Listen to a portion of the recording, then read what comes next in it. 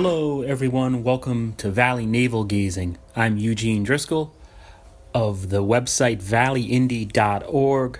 We cover the lower Naugatuck Valley towns of Ansonia, Derby, Seymour, and Shelton.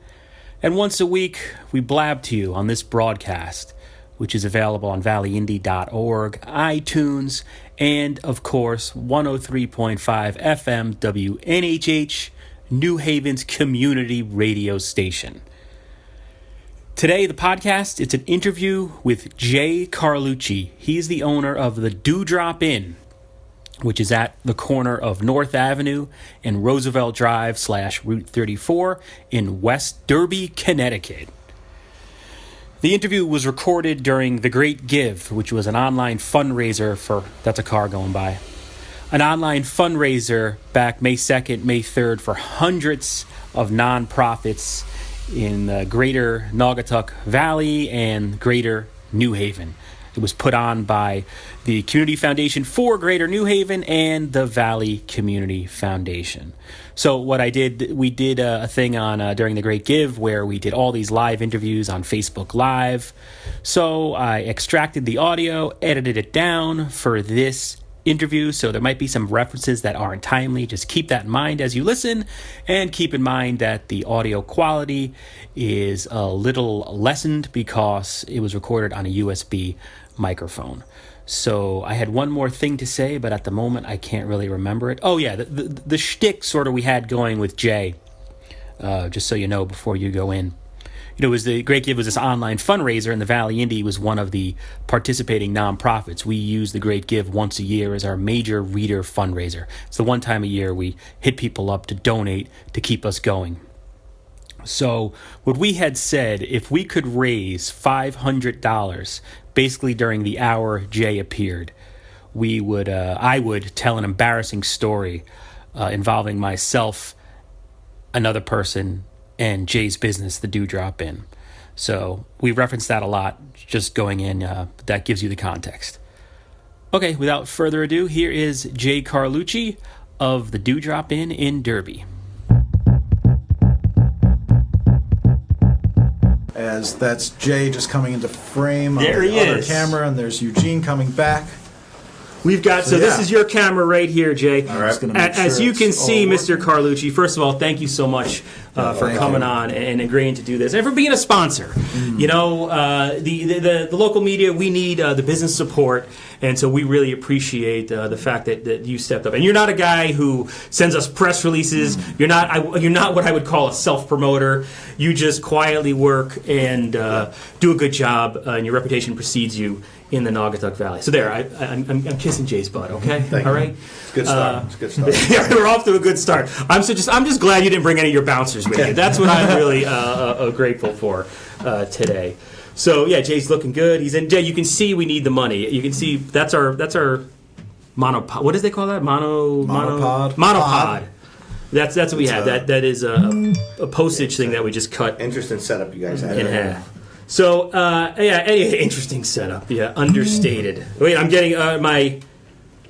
Is it from one of your articles? I'm getting... Our thing is getting blown up here. Oh, okay. I will tell the other fundraising action that's happening is that Christian Yanarella has offered $20 every time I call Jay Carlucci. Jay, the jawline? Oh, boy. Carlucci? So that's $20 right there. Right there. What's the story behind the jawline? Well,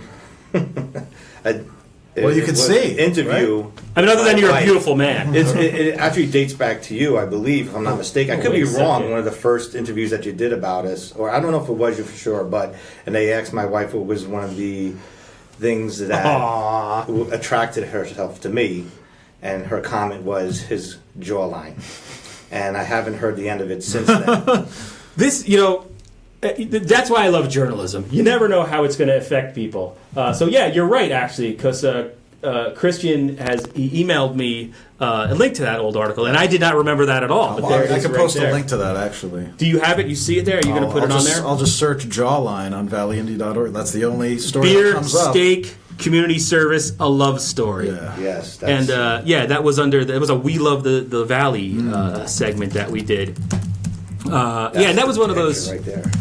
Yeah, there it is. Wait, what's the picture? The you can picture see right it? there with my wife. Yeah, there it is. Right there. Jay, don't be reading my private messages. Hey, you know, how, I didn't even know you could see that. Who's the journalist here? Yeah, how do you, I can even see that far? I'm prepared. I'm prepared. Nice. So, all right, let's talk a little bit. Office. The Dewdrop Inn is like a great business story in the Valley. The way it's turned into like almost, it's a destination now. You know, and it's all thanks to me. No, I'm just kidding. When did you purchase the restaurant? When did you first see it? When did you first get involved with the Dewdrop? 2006. And where were you? What were you doing before that? Well, I was down in New York. Obviously, you know that I'm from the Bronx and Mount Vernon, Lower Westchester. And Fleetwood. Yes, right off Fleetwood Avenue. I'm going to interrupt for a second. Go ahead. I lived in Yonkers for a while. Sue's Rendezvous is closing. Closed, yes. Right? It's unbelievable. Yes. There was a big story in the Journal News down there. They went local from, landmark. Yeah, rags to riches and back to rags. So, but they did good for a while, so good for them. And that's anybody that knows it's a landmark down in Mount Vernon. Tracy Morgan would also mention it quite often in funny ways. So I rudely interrupted. No, so you're living okay. down there. Just living down there, and basically I was working in a lumber yard. My bosses had owned a bunch of lumber yards throughout Bronx, Westchester County, and I just got tired of working for people, and I just decided to go out on my own and try to do something for myself. And so you came. How did you come across that location? I was looking in New York. It was right before the market crashed in 2006, so everything was so expensive. It was way out of my league. I couldn't afford anything. A buddy of mine wanted to be partners with me. Together, we couldn't afford rent or buy. Forget about buying at the time. And next thing you know, he said, "Hey, listen, I got a friend up in Connecticut. They own a bunch of bars. They own a few bars. Why don't you come take a look at it?" So we came up. At the time, the owners that owned the Dewdrop, Southbury Lodge, and the Oxford Ale House. And really, I wanted the Oxford Ale House, to be honest with you, because it had no kitchen, and it was just a bar. It was easy, and it was doing pretty good at the time, making money. The Dewdrop it wasn't failing, but it was struggling, and it had a kitchen. And even though I didn't know much about business, I do know that owning a bar with the restaurant is basically two businesses, and combined as one. So I didn't want to get involved in the kitchen, but I just wanted to work for myself so bad that I countered the offer they were looking for and got the phone call a day later, like, yeah, sounds good. Just ended up in Derby, Connecticut, buying the Dewdrop. Knew nothing about the Dewdrop, nothing about Derby, Connecticut. Didn't even know too much about Connecticut, even though I'm from New York. I came up here, go to the casino. That was about as much as I did in Connecticut. I remember 2006 or so, because I was working at the News Times, and I would work like from 7 a.m. to 3 p.m. My wife would work from 3 to 11, so I had like no life, and I had no kids at the time. I was married, and so I would go to the Dewdrop a lot of times for brunch. I almost said brunch. But for an early dinner. And I remember seeing you there, like, the first couple of days. It was like, I mean, at that time, there wasn't, there were regulars, but it wasn't like, it wasn't a massively a crowded bar. So when you see somebody new come in, it'd be like, hey, who's that guy? And I was like, who's this guy behind the, what's the deal here? And there was like scuttlebutt that was the new owner. Oh, yeah. I mean, there was a lot of I like... walked in the door, everyone was like, who's this? And I was like, hi, I'm, Jay, I'm your new owner. And they're like, nobody knew that they even sold. Nobody knew what was going on, so. And so how did you, like, slowly, did you have, like, a plan? Because obviously you guys became, like, a craft beer mecca.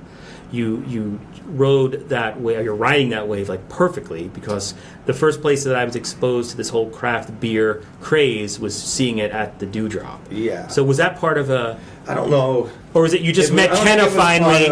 Well. And then she just... Me and Kenna obviously changed everything. But I had no plan, to be honest with you. I just, I needed to learn for myself how to run a business. I went from growing up on the streets of New York and working, a lot of hours a week to save as much money as I can to pay high rents, to owning a business. It took me years to learn and understand that. And take it serious, to be honest with you. Running a business is taking care of my well-being and my family, even though I didn't have so much of as a personal family now, wife and kids. But it took me years to understand that and learn that in the business. Not that I didn't work hard, because I did, but I didn't learn as much in the beginning. Doing the craft beer was just, I've always was trying to stay ahead of the times, trying to see what reading about things, what's the next big thing, the next big beer, styles of beers, food, anything in general.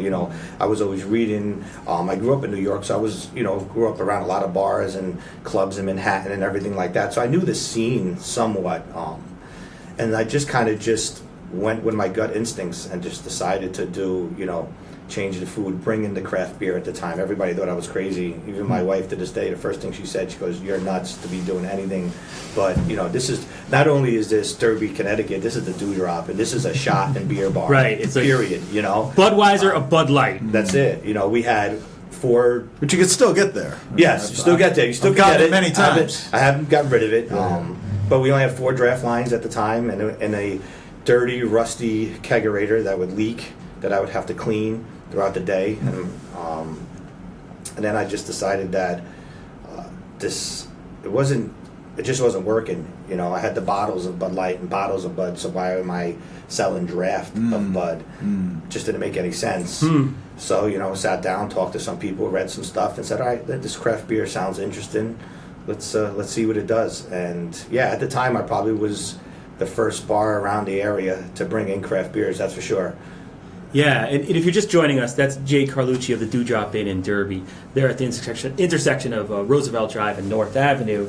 This is a little something different we're doing for the Great Give today, and Jay graciously agreed to sponsor a segment, which we appreciate. He's supporting, a local nonprofit media site. He's definitely not doing this because he needs the exposure. And if you want to ask questions of Jay, go ahead and post it in the comment we got a comment right from under there. Rob Hyder saying Jay is a great supporter of Derby athletic programs.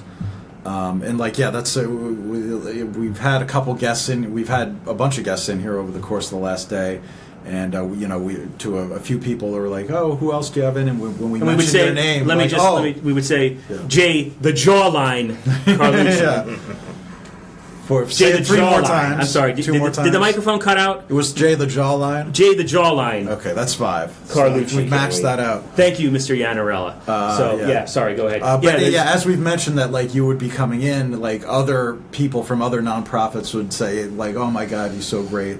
He's supported us throughout the years. So it's something good to hear about a business owner in the Valley. It's important just in life. It's not just, to me, it's not about the business, to be honest with you. It's just important to help people. And I feel that anyone who knows me knows I'm a big supporter of supporting local business. I've always tried to support as much local business as I can. Obviously, I can't support everything, but I've always tried to show my face to restaurants and get out there and support them financially, and even a little, the Valley Independent. To me, again, it's part of the whole. And I believe that's how I run my business. My business is I call it a fine oiled machine. Every little thing matters to me. And I feel like in the community, everything should matter. A local newspaper should matter, because when you watch the TV, you see world news, or you see about big cities. You don't see the little things, And as local residents, the papers like yourselves get out there and write about the things that are happening in the community, whether it's good or bad. It's part of what we live in today's society. So I think it's great, and people should support that. And you're heavily involved, or you were in years past, with Relay for Life. Yes. Which is the Naugatuck Valley Relay for Life. Yes. Which is coming up again. Are you still involved as you were? Because I know now we should talk about some of your life changes. Yes. After the yes. Talk a little bit about the Relay for Life and what it means to you, and if you have any details on when it's coming, or if we don't have it, you can certainly search them on Facebook, or Ethan will try to find a link right now. Yes, we have a Facebook page. So yes, I've been involved with the Relay for Life here for I think about 6 years now, if I'm not mistaken. Co-chair with Kristen Ostrowski, a friend of mine. We've been doing it together with a great committee for many years. Last year, I did take a little break as far as chairing the event. My wife got pregnant. We had the kid.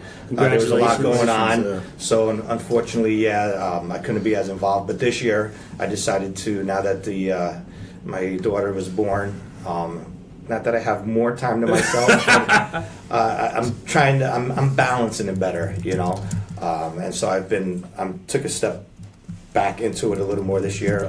It's Relay for Life is Saturday, June 3rd, which I believe is in about another month. Located on a slab over there in Shelton, right across from Inline Plastics.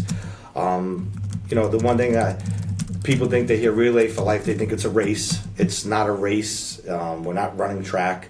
What we do is we have teams of 20, 30 people, and we do form a track on a big field, on the grass field, and it's like a big festival. And we have music, and we have entertainment for kids, for adults. We have all tents that sell raffle baskets for people. Everything that is generated goes towards the American Cancer Society in the fight against cancer. In Connecticut too, by the way. I'm not sure of the number, but I know people are always concerned about how much of what cents going to right. the Yeah, we encounter that. Yeah, values of, I believe we're about 72, 73 cents goes towards in-care patient in Connecticut, programs for cancer patients. And it, has a big place in my heart. Most people who know me, my mother passed away of cancer in 2011. So I took a big stance from that point on. And I think, it's a great cause. Unfortunately, today's society, we just, we hear the word cancer more and more. It doesn't seem to be slowing down at all. So we got to get out there and just keep on fighting and do what we can to help. And the great thing about the Dewdrop is that you're a real mobilizing force. And I'm just moving that mic closer just to make sure you're being picked up. Okay. It's a great mobilizing force to kind of, it's a gathering place. Yes. And the amount of work you guys put into a relay before it happens, the behind the scenes stuff is tremendous. Yeah, there's a lot of work that gets put into it. And the relay itself, we usually raise about almost $100,000 for it. The Dewdrop in ourselves. And that's one of the greatest thing about the Valley. When it's time to get together for a great cause and help somebody, you're not going to find a better place than the Valley, to be honest with you. And the Dewdrop itself, I think we've raised probably almost $100,000 ourselves over the past 5-6 years from donations and fundraisers that we've hosted, and we've got a couple coming up this year too. So it's a great thing. So then, and just to rudely give a self-serving plug, you got 1 minute. If we can raise $500 by 12:15, we're going to allow Jay to tell an embarrassing story possibly involving this organization, or actually predates this organization. So anyway, we got a couple of seconds left. But now, when you first took over the Dewdrop, when you came back up here, you, if I remember correctly, when I interviewed you a couple of years back, you were like, this was round the clock. You were sleeping in there. Like, what were those? Did you ever think, like, and now you've got, how old's your daughter? You said she's 1.5 years. What's her name? Gianna. Gianna. Okay. To think back from, like, compare and contrast. Big difference. I don't set expectations for myself because that's just a setup for failure. I just trust in my work ethic. That I'm going to succeed at whatever it is I'm trying to accomplish. And yeah, in the beginning it was brutal, It was I had no place to live sometimes. I had to sleep on couches of friends and that I've met up here. Sometimes I'd sleep in the bars. There were times where I bathed in the bar with a wash rag and then just mopped up whatever. But I did what I had to do to keep my business going. Along with me were great people like my wife, who was a friend at the time, and a lot of friends who helped me out, not only physically but financially, to keep my doors open, because I couldn't cut paying the bills. A couple times my electric would get shut off, and I'd beg UI Electric to turn the power back on, and we struggle. It's normal. I don't think it's any other different than a lot of especially small business struggles when you get out there and you're working on it for yourself. Did you ever think in those early years of throwing in the towel or maybe trying to sell the bar and get into something else? Or? I always say that if I was a smart businessman, I probably would have sold after the first year. Instead, I was a stubborn guinea, and I don't know how to quit. I don't know how to lose. And as much as I thought about it, as much as I felt it financially and stress-wise, I just trusted myself that eventually I would get it. And at what point did it start? When did it turn around? And what were like the contributing factors to turning the business around? I tell a story. one day I was sitting at the bar. We had a pool table in the bar at the time. When you walk in, it was to the right. It wasn't service tables that you see now. But I was sitting at the table, and I was just thinking to myself, stressed out about coming up with enough, money to pay the bills, blah, blah, blah. And I was just thinking, am I doing this? Am I doing the right thing? Maybe it's time for me to leave. And a friend of mine, Mr. Danny Rodriguez, came up to me, and I'm sure he probably doesn't remember, but he came up to me, and he was about to leave, and he just stopped and said, Jay, he goes, just remember this. He goes, this is your business. He goes, you do what you want to do here, and don't let anybody else tell you anything different. And I think it just stuck with me. I came from a completely different place. I didn't know anybody. I came into the business, and I tried just to keep what was there already. And I tried to make everybody happy. Then the customers that were coming there for a long time, new people, whatever it was, they wanted this, so I did this. They wanted that, so I did that. And then I realized that wasn't best for my business. That was not best for my well-being. So if I wanted to make something of this, then I needed to do what he was telling me to do. Do it the way you want to do it. And so finally, all the ideas that I had in my head, all the ideas that people like my wife and friends had given me, I finally just found the courage and said, you know what, it's just time to do it. Either that or I'm going to close my door. It's just time for me to go. And it just started turning around from that point on. It had the rough reputation, but it had so many good people at the same time. To try to find a balance of trying to rid the bad people that were no good for business or in anything in life, to be honest with you, and to keep the good and to bring in more good at the same time. That was a hard part, but because it had a reputation from years ago, yeah, as sort of a blood sawdust on the floor type place. It had some fun stories. Yeah. I'm sure there are a lot of people who that was their neighborhood bar, and there's a lot of good stories. A lot of people it was good then. I've heard a lot of stories. I'm not going to comment on those stories. Some good laughs, some good cries, but the place had a good base. I saw a good base there. I saw a lot of good there. No matter how much bad there was in the past, no matter how much bad people talked about it, I saw a lot. Yeah, because I think there. some of that was perception. Because I remember moving up here and not being there when it was supposedly this rough and tumble place. I never saw any of that. But so I think some of that was like it was reputation, yes, not necessarily that it represented reality. At least in 2005, 2006. Yeah. But I think some people always ask me, what did I do to change the bar? I never really did any change. I never tried to make change. Sometimes things just evolve the way it is. Yeah. And somehow the bar, between the ideas that we were coming up with and our work ethic that we were putting into the place, just evolved into what it becomes today. And then little by little, as you start to succeed, you bring in the right people for the job. And then you start bringing in employees that are hard workers, not just people who are going to come in and say, okay, here, I'm here. I showed up today and think that they did their job. Mm-hmm. You're looking for people who are ready to get down and dirty behind that bar and work extreme hours. My wife and I put extreme hours in that bar. We were the only people in that bar, with the exception of some friends who were helping us out. She would do all day, and I would do the days. She would come in all night. I would work in the kitchen all day. She would work in the bar all night. Eventually, as the business grew, we were able to bring in solid people, solid workers, to take some of that burden off us, but work just as hard as us. Social media, we were able to do social media.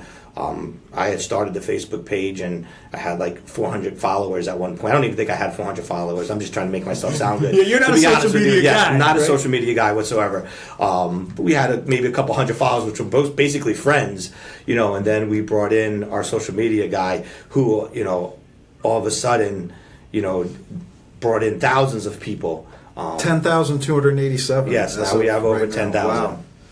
We have over 10,000. Another thing that was big for us was the Chaz and AJ show, actually. Oh, really? No. I was just okay. I thought they were doing a wing competition for the Super Bowl Sunday. Tell us what your favorite wing place is for Super Bowl Sunday. What do you recommend? And this was about 5 years ago, I think, when the place started really turning over for the best. And everyone started, writing in Dewdrop, and they were like, they're from the Valley.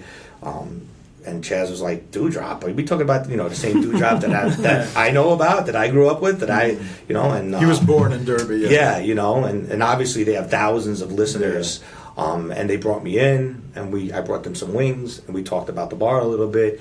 And it was a good push, a good push. All of a sudden, between bringing in someone to do our social media the correct way, being on the radio, who knows how many thousands of people heard about us, and then people just started calling and walking through our doors, and it hasn't slowed down since then. And how about steak night? Because steak night is sort of your Thursday night steak night became like the place to be in the Valley on a Thursday night, or actually not even Thursday night, all during the day. Yeah. You'd get the local, as reporters, we always like to know where the local politicians are going as much as we can, because we stalk people, okay, it's part of the job.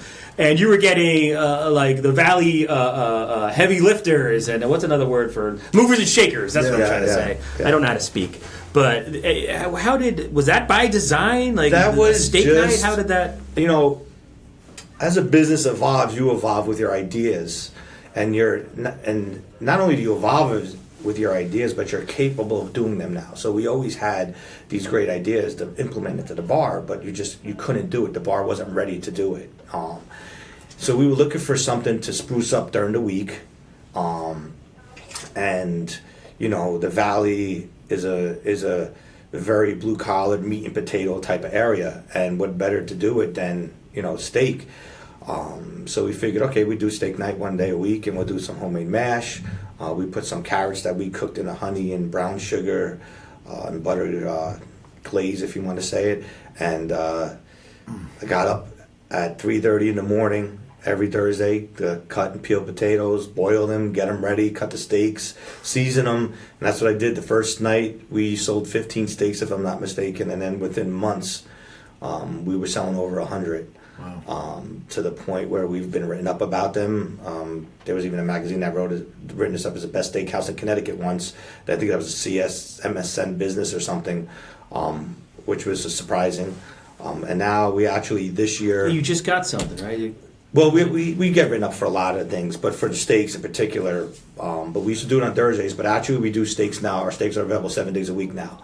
So I didn't know that, because I could never get in on a Thursday night. That was one of the reasons why it was so popular. Because I couldn't get in. Because particularly we were thinking, we have to get Eugene in there. But we tried, they were so popular, and so many people liked them, we said, why not just try it this year? 7 days a week. So we just basically, we take off, I believe, $5 on Thursdays for it. And we did, unfortunately, stop doing the potatoes and carrots, because there's a lot of prep work, peeling and cutting 100 pounds of carrots and potatoes. I'm sure I've showed you, but our kitchen is very small. It's probably smaller than most. I think the steak is what people are. Yeah, the steak is key. The steak is key. Who doesn't love a steak? Speaking of your kitchen, we have, besides vegans. Yeah. James Mascolo, who was relocated to West Virginia. Yes, he was an employee at one. Yes. I think that's how I met James. Okay. He said, "You come a long way since we worked together. Very happy for your and Kenna's success. Always a destination when I come home to visit." Yes. And Mascolo's not going to he's not going to be a guy who's going to BS you. No, that's from the heart. Because I saw when I brought up his name, there was Jay's eyes started because we had him on live last night. He called in. Okay, good. And we talked. He was a good guy. If you're listening, how's it going? There he is. And he's also a quick joke, a very good karaoke singer, by the way. I'm sure he's laughing about that. He likes.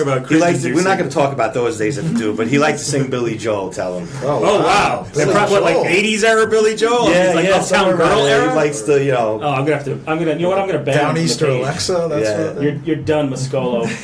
Two more things I wanted to ask you about, because we have about 5 minutes. You're involved in the Derby Shelton Rotary Club every year does an Oktoberfest. Yes, and that I guess it's in October.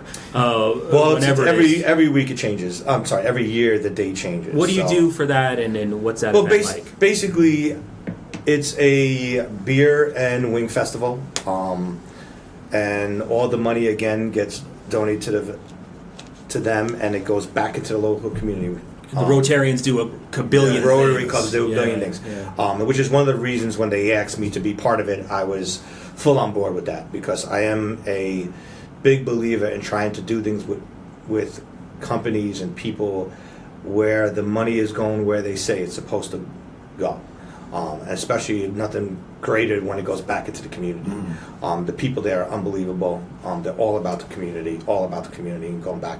And the event, we raised, I think, about $20,000, if I'm not mistaken. I'm not sure what the numbers are. I'm not a Rotary member, even though I work side by side with them. And it goes to probably many different charities. They donate to the American Cancer Society for the Relay for Life every year.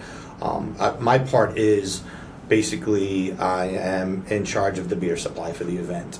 I sponsor the event by organizing what beers are coming, the breweries. I get out there, get them to come, and the breweries are great because they donate their beer again for the cause. Again, it's another great Valley event that helps a lot of people out. And then in terms of breweries, this wasn't I said I had two things, but we'll make it three. Bad Sons Brewing Company is under construction. A couple of lots down from you on Roosevelt Drive, and I had interviewed you about when we first reported that they were moving to the Valley. So there's a resurgence, it looks like, on Roosevelt Drive there. Yes. Then outside of all this, there's some rezoning going on. Yes. That the idea is supposed to get underutilized property into the future utilized in some way. But Bad Sons, I mean, that's a good thing, I think you were saying? It's a fantastic thing. They're good people, and they are hard workers, and they're bringing something to Derby that nobody else is going to have, and hopefully that brings people into the community. Hopefully it gets them out there spending money, to be honest with you. It's good. I was just talking about this with someone the other day, how it just says something when you drive through areas and you see nothing but run down buildings or broken glass.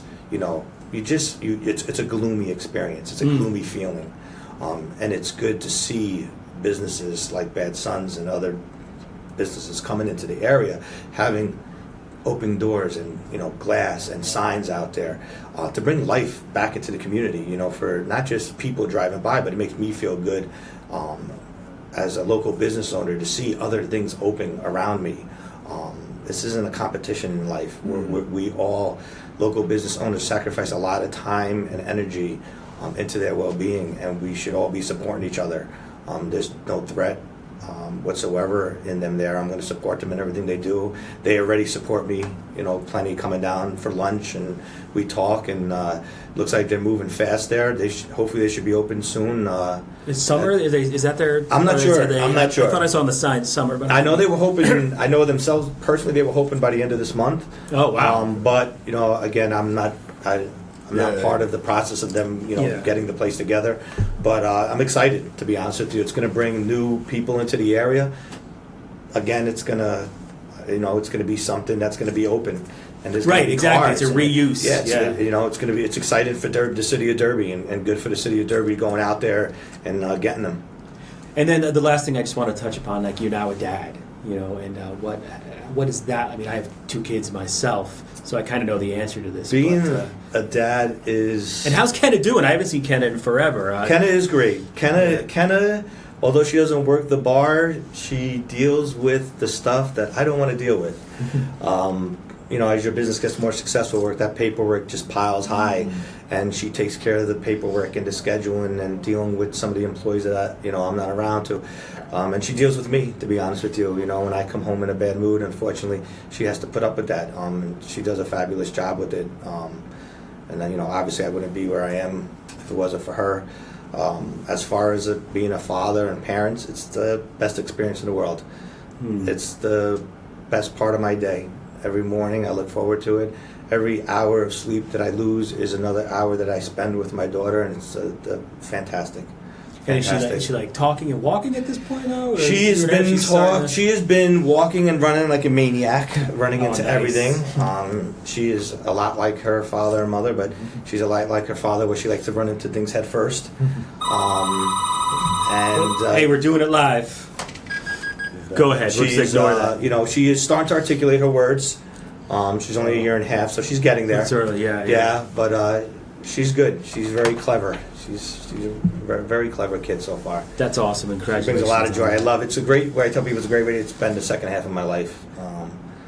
So. Oh yeah, middle age, Jay. There it is. You know, Boom. 40, going to be 45 this year. So it took me a long time, but well worth the wait. Absolutely. And then I guess the last thing we have to do here, 12:31. Look, we are cooking with gas here. Did we hit the 500? It looks like we did not. We raised $475, so I think we should say wow, we're within We'll do it. 25. I'll give the $25 retroactively Okay. to put us over the top. So we go from nice family talk and all positive things to now, because you came through and we put the challenge out there, so thank you very much. We raised what we needed to raise in an hour. Jay's allowed to tell a somewhat embarrassing story that involved my friend, actually. It was more of a friend thing from back in the day. So do you remember? Oh yeah, I remember quite clearly. So there's two sides to this story. No, there's only one side. The truth of the sober bar owner. That's the only side. So I'm going to start with. I used to. No, we only have like a minute left. Okay. Anyway, I come in the bar every morning and I clean. Are you kidding? How you think? You're not getting away with this one. Look, there's our guest. We got. This guy knows Shakespeare. They could wait. Everybody knows Shakespeare. So every morning I would be in the bar cleaning every morning, and all of a sudden I noticed, I'm like, why are my ketchup, salt and pepper shakers missing a lot lately? I don't understand it. I'm not even busy at the time. We're going back 8 to 10 years ago, 8 to 11 years ago, and I couldn't be. I'm like, why are people of all things stealing ketchup and salt and pepper? Welcome to Derby. I understand the shot glasses, the pint glasses. I get it. It's going to happen. It still does. But ketchup. Anyway, I'm telling this to my wife, she wasn't even my wife at the time. She was a friend, and one of my cooks, Dave, and we're telling the story. Big Dave Garfala, who's no longer here. He moved to North Carolina, and so sure as not, about a week or two later, I get a phone call. Jay, you want to come downstairs? This is quite funny. So I lived above the bar for about 10 years. I was in there at the time, and I traveled downstairs, and Dave has some kid up against the wall. And I walk in, I'm like, what's up? And Dave just... This is late at night. This is late at night. This is midnight, 12:30, about to close. And he's just like, Dave has this little smile on his face, and he's looking down. And I'm like, I'm looking at Dave like, what? What's going on? Dave's about 6'2", 6'3". So, and the guy that he has, I guess, is about 5'8". Yeah, he's about my height, 5'7", maybe a little taller than me. And I look down, and I notice on the table, ketchup and salt and pepper shakers, and I look up at Dave, and I'm like, no, and he just gives me this nod, like, yeah, and so I look and I ask this guy, I'm like, why are you stealing my salt and pepper shakers and ketchups? And he's just like giving me this bewildered look, and he doesn't want to answer. He's he's a little nervous, but he's embarrassed too at the same time. And I'm looking at the guy, and all of a sudden I realize, like, wait a second, I know you from somewhere, like I know you, and he's just like looking at me, and I'm like, wait a second. Aren't you friends with Eugene? Haven't you been in this bar with Eugene drinking Coors Lights here a couple of times? And all of a sudden, he just looked at me with this mortified face. And he didn't want to say yes. He really didn't want to say anything. That's a friend. As a friend, he was trying to stick up. But he gave in eventually. And I just looked at him. I said, quite interesting. This is funny. I was just telling somebody how my salt and pepper and ketchup's missing. And of course, it's a friend of a friend that's doing this. So I said, I'm going to let you go. No big deal. I go, do me a favor. He wasn't killed. That's what our concern I let him go. Yes, I didn't probation. physically. We didn't harm him. It wasn't worth harming someone physically for ketchup, to be honest with you. But I never got an answer. I just assumed that he was out of ketchup for his hot dogs or hamburgers at the house. To this day, I don't know why. Yeah, I can't even explain it. We let him go, and I just said, compulsion. please don't. Stay out for a little bit, but don't steal my ketchup and salt and pepper shakers, please. And then you basically called me the next day apologizing, and I said, "Oh, look at that! I did. I don't. Okay, yeah, you good. did. You All said, right, "I'm so sorry. I don't know what the heck he was thinking," and I was like, don't worry about it. No big deal. And I guess, thank you for that. That was the story. I hope that was worth the donations. Yes. You made off better than downtown Danny O's. Hopefully the nachos disappeared from there. Allegedly, I don't know. So, all right. Thank you so much, Jay. I hope awesome. Thank you guys for having me. Yeah. You're doing a great job. Keep it up. Thanks for your donation. Thanks for sponsoring this segment. and donate.valleyindy.org, or go to thegreatgive.org. There's 100 nonprofits, 400 nonprofits you can help through a donation. Check out the Relay for Life. Ethan put the link in under this video. Support the community just like Jay and the Dewdrop do. So with that, I'm going to mute the mic. I'm going to kill the live stream, and we'll be back at 1.